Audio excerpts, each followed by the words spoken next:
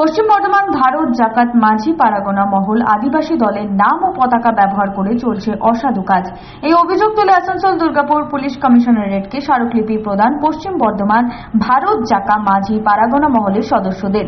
এ বিষয়ে পশ্চিম বর্ধমান ভারত জাকা মাঝি পারাগনা মহলের সদস্য বিজয় চন্দ্র সোরেন জানান, কিছু অসৎ লোকজন তাদের দলের পতাকা হাতে অসামাজিক কার্যকলাপ করছে, তার বিরুদ্ধে তাদের এই স্মারকলিপি প্রদান।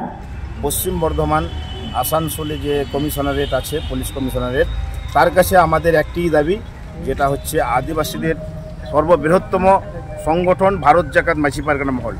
এই ভারত জাকাত মাঝি পারগানা মহল আদিবাসীদের কিছু অংশ, তারা কিছু অসাধু ব্যক্তি এই আমাদের নাম ভারত জাকাত মাঝি পারগানা মহলের নাম, লোগো এবং ব্যানার ব্যবহার করছেন।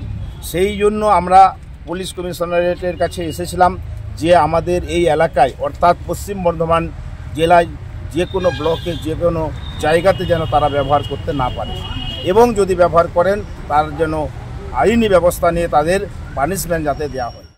সঞ্জয় যাদব, 99 নিউজ বাংলা, আসানসোল।